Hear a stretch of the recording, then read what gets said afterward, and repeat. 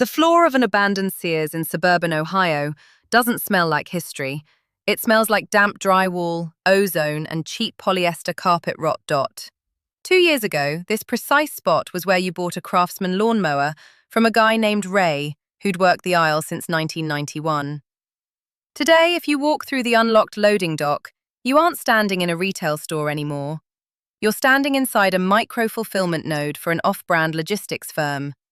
There are no sales clerks, no registers, no humans at all, actually, just 42 autonomous mobile robots whirring across sealed concrete, moving plastic totes filled with identical yellow foam rollers and cheap Bluetooth earbuds.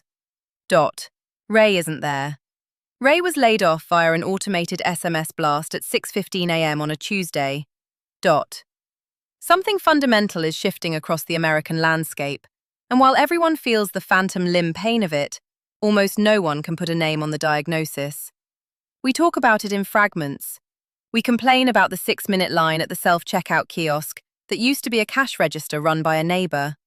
We mutter under our breath when a brand new $70,000 crossover vehicle chimes aggressively because an infrared sensor inside the steering column decided our eyelids drooped for 1.2 seconds. We sigh when a smart television, purchased with our own hard-earned money, refuses to display a local broadcast channel until we accept a 48-page terms of service agreement and link a third-party account. On their own, each of these moments feels like a minor friction point, a tax on modern life, an annoyance you swallow because, well, what else are you going to do? Here is the anomaly. None of these systems were built to solve a problem you actually had. Think about that. Not a single one of these implementations, from the strip mall pharmacy that replaced its human counter with a digital touchpad, to the insurance portal that loops you through 6 automated phone trees before hanging up, was designed to make your life smoother, richer, or more connected. They were engineered to extract fractional pennies of labor cost and convert human friction into high-margin behavioral data. In the last 12 months alone, over 8,000 brick-and-mortar retail locations across the United States vanished permanently. Not because Americans stopped buying things, consumer spending didn't collapse, but because the physical architecture of everyday human transaction is being systematically dismantled from the inside out. And here is the quiet trap, the open loop that almost nobody stops to examine. As we trade away the low-level, unscripted human interactions that used to anchor our neighborhoods, we aren't just losing convenience or customer service. We are participating in the largest, most aggressive, real-time behavioral experiment in human history. An experiment where your car tracks your heart rate, your television logs your living room activity, your local bank closes its physical doors forever, and the quiet spaces where human beings used to accidentally cross paths are erased from the map. Most people think this is just the price of progress. They think it's the natural evolution of an efficient free market. They are dead wrong. What is happening right now in the towns, suburbs, and cities of America isn't an accident, and it isn't organic evolution. It is a calculated, deliberate structural transition, an economic trade made on your behalf without your consent, where the currency being spent is the very fabric of daily human life. And once you see how all these disparate pieces lock together into a single massive engine, you will never look at a touchscreen, an empty storefront, or a smart device the same way again. The structural dismantling of physical American commerce did not originate in Silicon Valley, nor did it begin with the advent of the smartphone. The economic architecture that produced modern commercial automation was codified over 4 decades ago through a series of specific regulatory rewrites, tax incentives, and corporate restructuring decisions that fundamentally altered how physical space, employment, and capital interact in the United States. To trace the origins of this transition, one must examine the corporate tax landscape of the early 1980s. The Economic Recovery Tax Act of 1981 introduced accelerated depreciation schedules for equipment and corporate hardware, effectively allowing businesses to deduct the capital cost of machinery far faster than the cost of maintaining human payroll. Over the subsequent decades, this tax policy created a permanent structural incentive for enterprise-level entities. Physical human labor remained subject to payroll taxes, healthcare mandates, and liability risks, while automated hardware, software infrastructure, and digital processing power could be written off as tax-advantaged capital expenditure. Simultaneously, the physical geography of American retail was undergoing a radical centralization. Between 1990 and 2010, real estate investment trusts, commonly known as REITs, acquired vast swathes of commercial strip centers and regional shopping malls. The financial model of these institutional landlords relied on creditworthy anchor tenants, large corporate chains, capable of signing long-term triple-net leases. This financial structure systematically priced out small, locally owned businesses, which historically functioned as regional economic anchors and social hubs. By the time the Great Recession struck in 2008, the independent commercial operator had already been largely displaced by national chains. When financial pressure tightened, those same national chains began executing aggressive corporate efficiency strategies, consolidating store footprints and cutting frontline store staffing to meet quarterly earnings expectations for institutional shareholders. The physical consequence of these financial policy shifts became undeniably stark over the following decade. According to data tracked by the Federal Reserve Bank of St. Louis, total retail employment per square foot of commercial space began a steady, irreversible decline starting in 2012. Between 2015 and 2023, the total number of physical commercial bank branches in the United States declined from over 95,000 to under 77,000, representing a loss of nearly 20,000 physical, brick-and-mortar financial facilities nationwide. This closure trend was not distributed evenly. It hit mid-sized municipal markets and lower-income suburban zip codes hardest, leaving vast residential areas without accessible, human-staffed financial institutions. As physical locations vanished, corporate investment swung heavily toward data infrastructure. The economic rationale was straightforward. In 2010, the global behavioral data market was valued in the low tens of billions of dollars. By 2025, market research estimates placed the value of the broader global big data and analytics ecosystem at well over $300 billion. Retailers realized that selling products at low margins was secondary to capturing, processing, and monetizing user telemetry. A customer walking into a traditional hardware store in 1995 generated a single cash transaction. Today, a consumer ordering a tool through a merchant smartphone application generates dozens of discrete data events, ranging from location coordinates and browsing duration to payment profiling and predictive repurchase timing. This shift created what urban planners and sociologists identify as a critical geographic and social trap. For over a century, American towns and cities were structured around shared physical infrastructure. Local pharmacies, municipal desks, bank branches, neighborhood grocery outlets, and Main Street dry cleaners. In sociology, these spaces are classified as neutral ground, unstructured environments where individuals from varying socioeconomic backgrounds naturally interact without formal scheduling or commercial obligations. The systematic elimination of these physical touchpoints directly coincides with a recorded collapse in civic participation and social cohesion.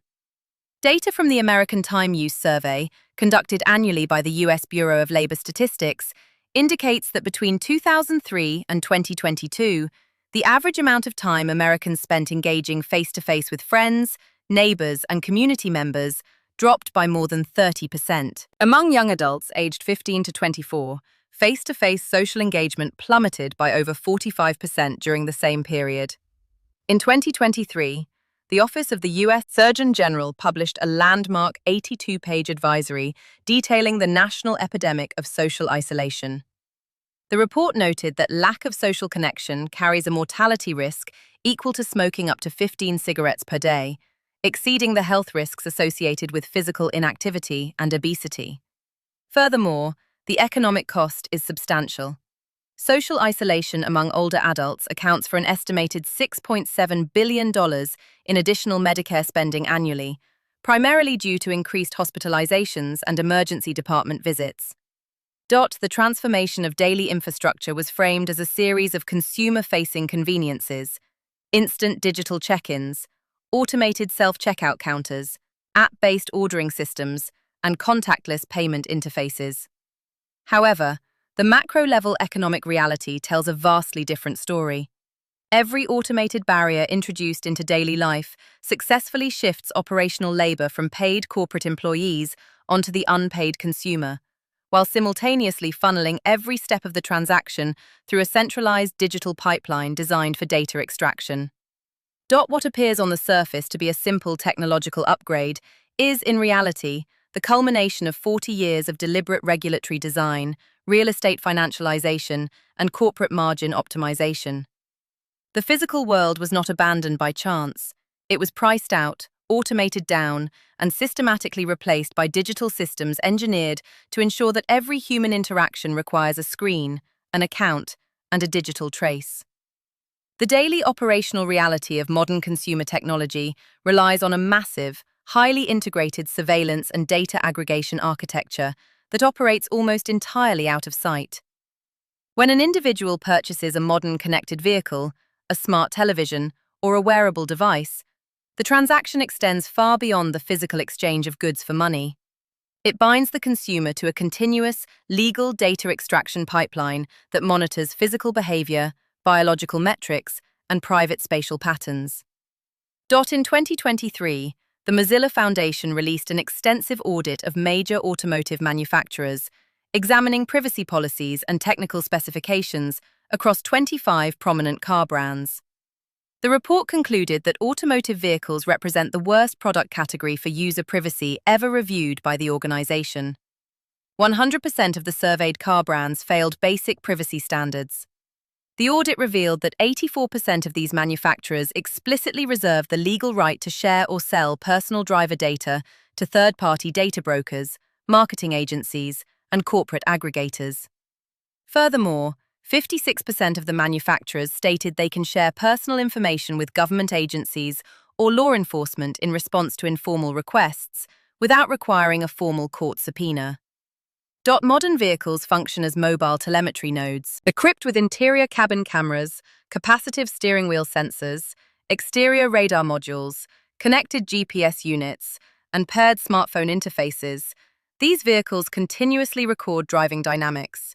Data points, including hard braking events, late-night driving hours, rapid acceleration, seatbelt usage, and precise location coordinates, are transmitted via built-in cellular telematics directly to corporate servers.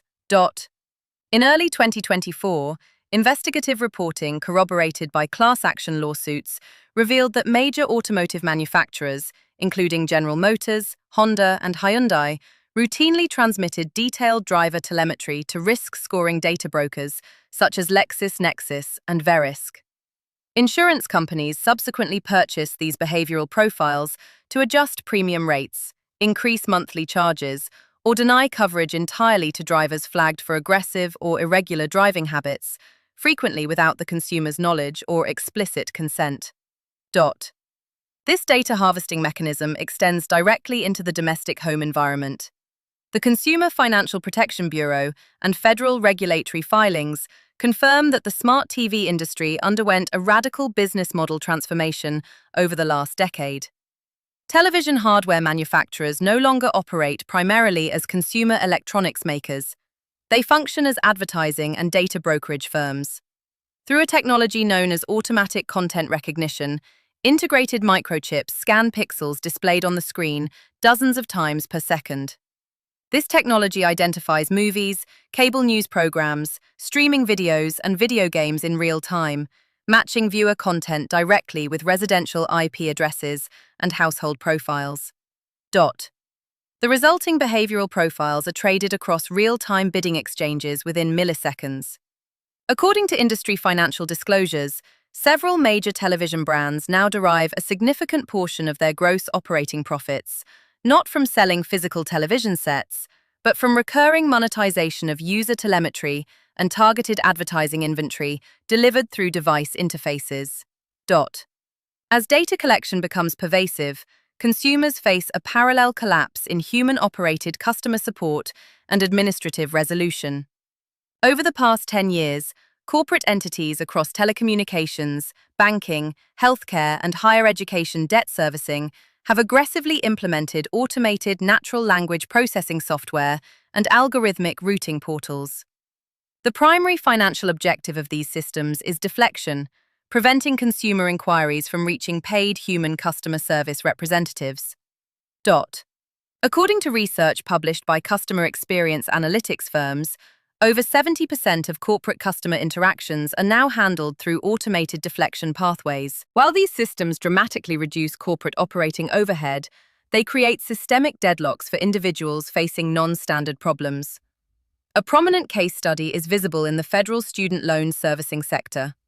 Millions of borrowers attempting to access income-driven repayment programs or public service loan forgiveness are routed through multi-tiered automated telephone menus and third-party web portals.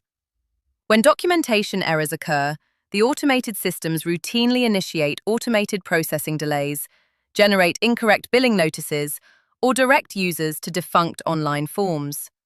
Borrowers frequently report spending dozens of hours navigating circular referral loops between different contract services, with no single human agent possessing the administrative authorization to manually override system errors.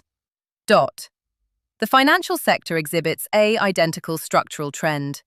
The Consumer Financial Protection Bureau received over 1 million consumer complaints between 2021 and 2024, with a primary category involving the inability to reach a human representative to resolve fraudulent account charges, identity theft flags, or frozen credit funds.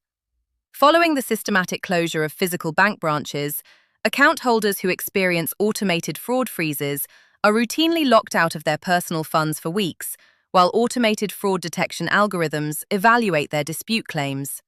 The convergence of real-time behavioral tracking, automated administrative deflection, and corporate labor reduction has produced an environment where the consumer is perpetually monitored, yet structurally insulated from human appeal. The systems operating in the background do not require active user engagement to function.